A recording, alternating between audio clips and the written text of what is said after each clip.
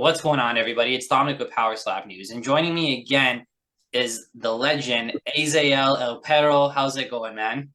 I'm doing good, Dom. How are you doing? I'm good. Am I getting better with that name? Am I rolling those R's better? Yeah, yeah, you definitely are. I'm trying, man. So, how have you been since PowerSlap 2? I've been great, man. After the event, I just went straight to working out. I've been working out not nonstop because I do take 1 day breaks. But it's been just working. My work is pretty much my workout. When I say I'm working, so I'm working 6 days a week, 3 hours a day, about 3 hours a day. So I'm prepping for the next event. I know you're all over the place. Are you in the Caribbean right now? Yeah, I am. This time around, since I did end up coming back, and I don't know if I'm gonna go back to San Diego just because I was already out there for 2 months. Now it's time to be out here with my pets, be out here with my wife. So I'm back for now. Nice, a nice little balance between the two. Before we get into the PowerSlap talk, any word from you and Bare Knuckle? Is that happening? Are you going forward there? So I'm still training. I'm keeping busy. That I'm not just training for power side. I'm training just to be an overall, like great athlete. Just in case bare knuckle does happen afterwards. But for now, I'm kind of like putting it on hold just because I am focusing my time and my just my whole energy in PowerSlap. I want to be the best at this sport in my division. So I'm kind of putting that on hold for now. All those like talks about bare knuckle. Just I want to be the best at bare knuckle in my division. I mean, at PowerSlap in my division. So um, it's just after that loss with John Davis, man. It I hate losing, so I'm like I need to focus 100% all my efforts on PowerSlap. Nice, man. I don't know if you've seen the videos, but Duane did a bit of a fight camp there. You saw some of the guys getting together, and they did like a little bit of a power slap fight camp. I know you said you're training for everything, but now that you're taking power slap, sounds like a bit more competitive, a bit more serious. Are you doing more of a power slap fight camp, or still just kind of generic train for everything? Um, it's kind of like a generic still, but I am adding. I know for when I did go into the PowerSlap house, uh, prior to going into the house and going into the qualifying match, I was training really hard on my powerlifting and strength training. So I found that during that training, I was able to perform at my best, being able to take the shots, being able to deliver effective shots. So right now, I think I'm focusing a lot of my efforts into my strength training and powerlifting, just because I feel like it'll be effective for me personally. Just to just go out there and be strong and be able to take those hits and deliver those hits. So, and I am practicing my not necessarily my slap. I think my slap is already pretty effective. It's more of just my hip movement, my all my rotation. I am focusing on that core. I'm trying to just be as flexible as possible and not have to worry about uh, one of those things kind of like affecting my slap. So kind of like it's a little bit of everything. I'm also just doing some cardio and all that kind of stuff. I'm trying to keep in shape as much as possible. So let me ask you this. Dana White says that there's potentially 20,000 people that have applied and looking to come into PowerSlap. We've been potentially seeing some new faces popping up on the website, the roster kind of thing. What would you tell these guys? As somebody with a lot of slap experience now, really ramping up for you, what would you tell these guys who are just getting into this? What do they got to focus on? Their chin, their neck, their power, their flexibility. Like, what's the thing if they don't got it, don't come? I think the chin is. I think for me, the chin is number one. If you don't have the chin, you're not going to do good in the sport. I've taken. I want to say. I forgot how many slaps I've taken. Ah, about 13 slaps, maybe 15. I forgot how many slaps, but I've taken all those slaps, Oh, and there's that have. Hey, can you hear me? yeah, Sorry. we got you back. Got you Okay. back. Oh, okay, sorry. there's some On the guys out there that are on the roster that have been, I think maybe like in 2 or 3 matches, and they've been knocked out just the first slap that they receive, and it's just like being able to take a hit is very important for the sport. And then as far as just your slap goes, that's just going to be something that you're going to have to be confident bringing in. Obviously, you see all these power slappers that are already on the roster that have effective slaps. So it's just coming in with confidence when you slap. I feel like that's going to also be key to being a good performer. So chin and just being confident in your slap. So I know a lot of people tell me mental, mental, mental. You're saying not so much mental. As long as you could take it, you could probably work on the other aspects of your game. Yeah, I have seen a lot of people lately. I've seen a lot of people practice their rolling with the slap, and it's just like, man, that's an effective strategy if you're gonna be like timing it perfectly. But I don't think it's like to be able to be focusing on that. I feel like the chances of you flinching is gonna be pretty high. So I feel like that's also something that needs to be addressed. Well, speaking of addressing fouls during Power Slap 2, there were definitely less than Power Slap 1, but we still had a good amount of fouls in Power Slap 2. What do you think that is? You think that's people when they get up on the stage, they get nervous, they crack and they forget, or they want it so bad they're putting everything into it? Like I'm gonna bring up Russell here, right? We had a big step from Russell. Russell's really experienced, foul to the point of a DQ. Why are we still seeing that at this level? Yeah, I've actually given some thought into that when I do practice my slaps, and it's just like I think it does come down to wanting to deliver a stronger slap than you could potentially already deliver. I feel like that's just like them trying to kind of like risk it and do it a little bit harder than what they maybe already know that they could deliver, but they just add that little push, and yeah, it's just them wanting to go for that knockout, or just yeah. I feel like most of it is they want to go for that knockout.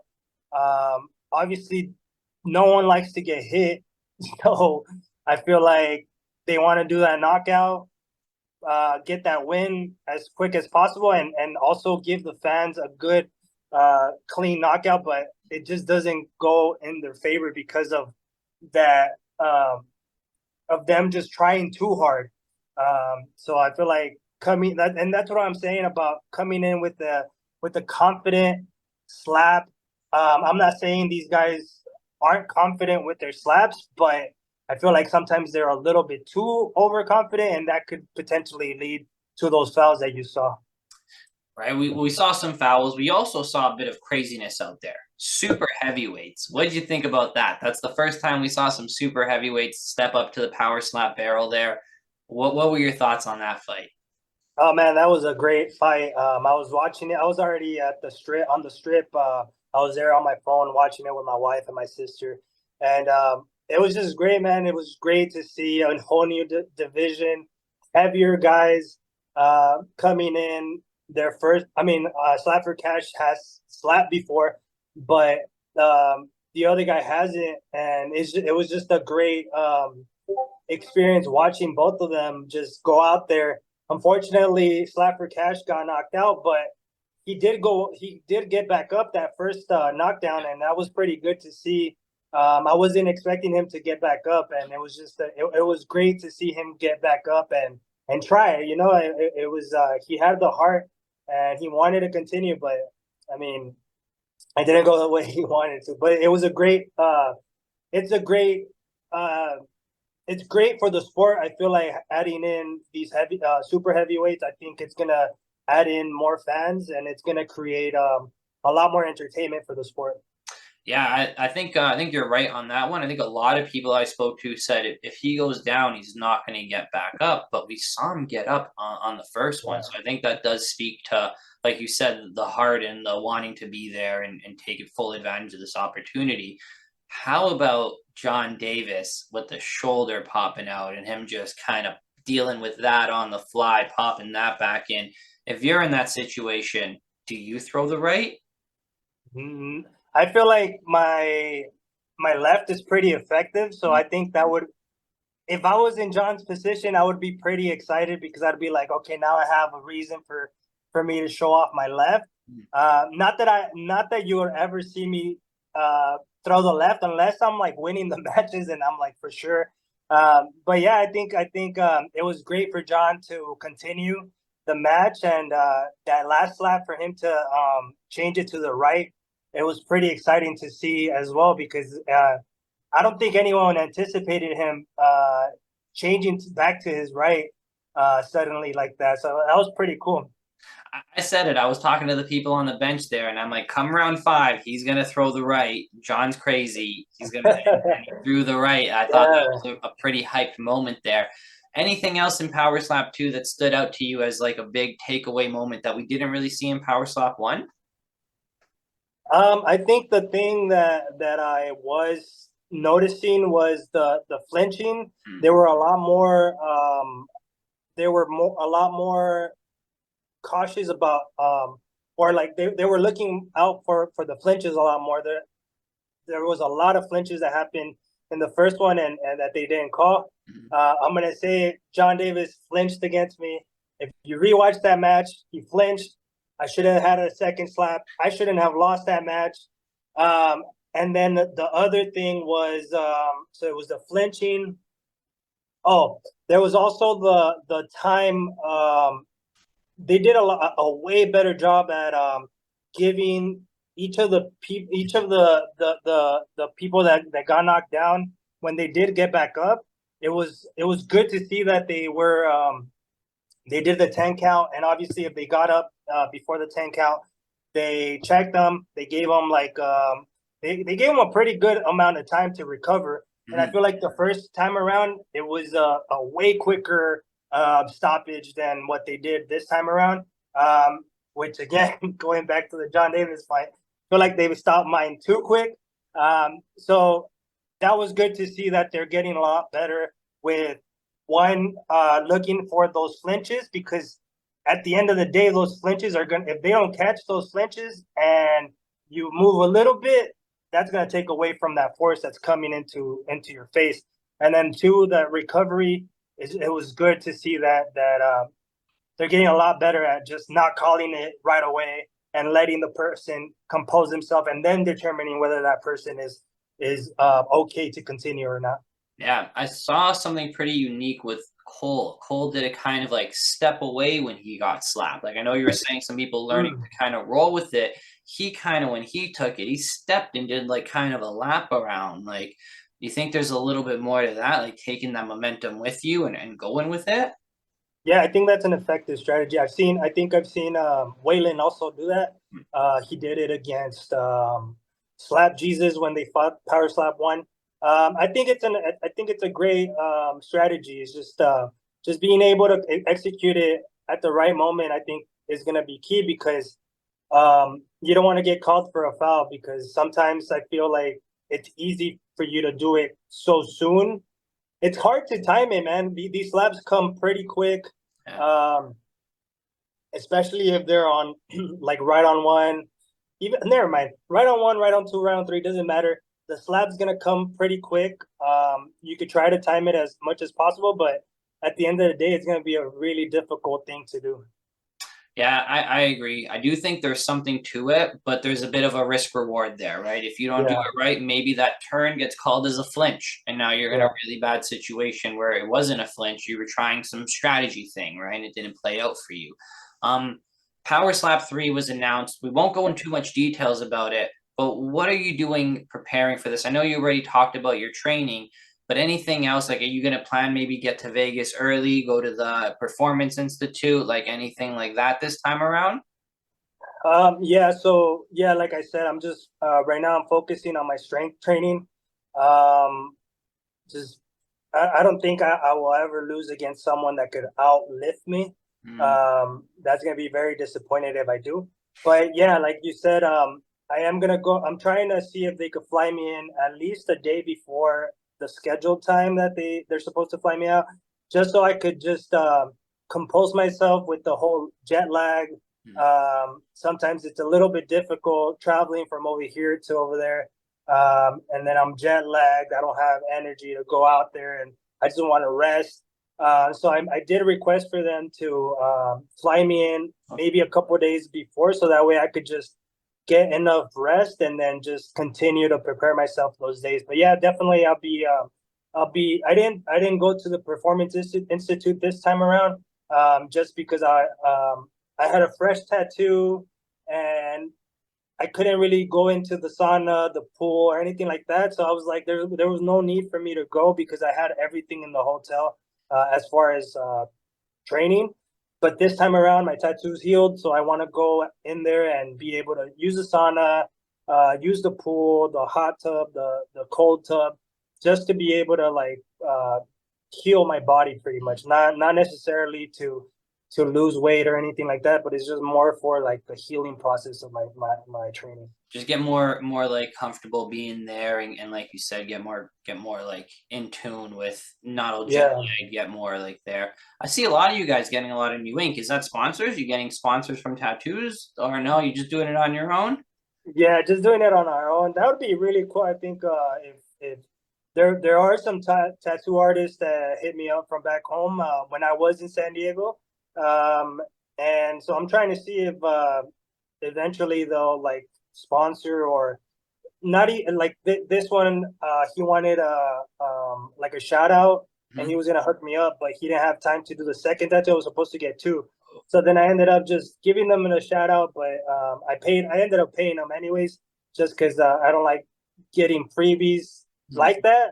If you would have given me the two tattoos, I would have for sure taken that freebie. But I was like, you were only able to do one. I'll give you some money just for your time. Yeah. Nice guy. Yeah. Speaking of changing, I know a lot of these guys are also talking about changing weight class. Now, I know you don't want to talk too much about PowerSlap 3, but any thoughts for you? Are you dominating your division? What are you doing? You have any thoughts of moving up, down?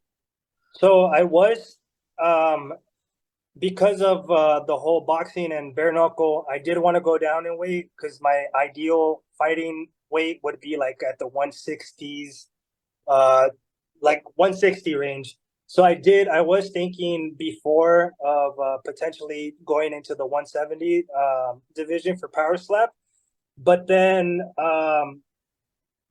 it happened that I lost against John, and I was like, you know what? I'm gonna continue being at the 185 until I feel like I need to go down. So I got my fight against Jesse. I can't say how how it went, but I feel like after my performance, I feel like I do want to stay at the 185 division just to continue to work for that belt, that rematch, and then after that, start thinking about going to the 170s. But I think eventually you will see me at the 170 division. It's just like I still want to continue to dominate this division and be a top contender in this division. But then afterwards, I want to go down to the 170s. It's just I'm excited for that just because it's gonna change my body, my physique into like something that I haven't had for years, like maybe more than 10 years. So I'm excited about that. I know a lot of the guys are trying to go to 170s, but they still have those love handles. So hopefully they start working out pretty good because I feel like a lot of the guys that are at the 170s should maybe go even lower. Just maybe the Robert Trujillo division or the other like 160, 150. Like there's a lot of people that could potentially go to 160 that are already in the 170. So I feel like it could all change. So eventually you will see me at the 170, just not right now. Right now I'm just I'm having fun with the 185 division right now. Nice. Yeah, so you won't see me yet, but in the future you could potentially see me there. Nice. I do feel like every time I'm talking to people, everyone's giving me hints that they're getting ready to like kind of move around. Everyone's kind of it's a new sport, kind of feeling out where they're feeling healthy. Like you said, some people got a little frustrated. They lost their first one. They want to stick around in that division and kind of like prove themselves, where other people are like, that's not for me. I wasn't feeling good there. Weight cut was too rough. I'm moving up, I'm moving down. So I think we will Yeah. see things really kind of shift in the next couple. Yeah, for sure. You're definitely going to see that. I've already heard of some potential 185ers going to 170. You already seen Emmanuel Muniz going to the 170, and I think he's going to stick around to the 170. He performed really well, so I had a little talk with him, and I was like, I think that's the division that you should stay at. Like, even though he wasn't doing bad at the 185, but at the 170 is just it's a weight that you want to stay at, and you're not going to look sluggish, you know. Yeah.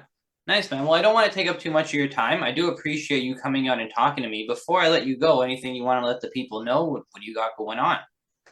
No, just I've been just a little bit more active on my YouTube. YouTube. Yeah, I'm just trying to make a video per week. I haven't made one this week. I might make one about PowerSlap 3. And just make sure you guys follow me and follow my Instagram. That's my biggest one, and just stay tuned for PowerSlap 3. Stay tuned for PowerSlap 3, everybody. If you're not following him, make sure you're following him. Instagram, he's got the YouTube. The YouTube was pretty good. I watched the first 2 videos there, man. I saw you posting on the Reddit. I was like, oh, this is real. Everyone was like, is this so real? I'm like, yeah, that's real. That's him. Yeah, I haven't posted on the I haven't posted the second video on the Reddit. I'm about to. Yeah.